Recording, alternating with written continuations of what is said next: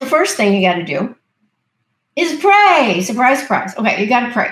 Because remember, you are working on your relationship with Jesus Christ. All right. And so it is very much like working on a relationship with another person because Jesus is a person. He's human, right? He's human and he's God. So it's in order to work on a relationship with another person, you've got to spend time with them, right? There's no replacement for that. If you don't ever see them, you have no relationship. Same thing with God, same thing with Jesus. You've got to spend time with Jesus. The more, the better. Okay. And so one of the main ways to do that is through prayer, through communicating with Jesus, talking to him and listening to him. But you know, a lot of people think of prayer as a last resort. Okay. So have you ever had this situation, had this experience where something is really bad, somebody's really sick, say, and then you hear somebody say, well, all we can do is pray.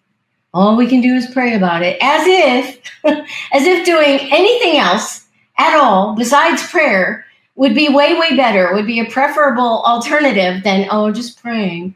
All we can do is pray. You know, we think that doing something, anything ourselves, anything would be a more effective solution than just prayer. You know, it's like prayer is this backup plan, you know, like the very last resort that we keep tucked away for just the worst scenarios where there's nothing else we can do but pray. We've tried everything else. The only thing left is just pray, you know, as if that's just this terrible, terrible situation, you know. And now I get it. I understand why people think that. Have you ever done that? Have you ever said that? Have you ever heard people say that? And it's very understandable, you know, because when we get in these situations of troubles, difficulties, especially if it's like a loved one that we're watching a loved one suffer, you know, and there's just nothing we can do about it. We feel really, really helpless, you know, and our deepest desire is to help. We want to help. We want to do something to make a difference. We want to physically do something to help solve the problem, right? So our motivation for this, oh, well, all we can do is pray, you know, our motivation is good, you know, but the truth of it is we're always pretty helpless in these situations. We're not in control of our life. And prayer should be our first response. Our first response, not this last resort that we save for only the most dire situations. Because when we're praying, we are actually communicating with the being who, almighty, powerful God who created the universe.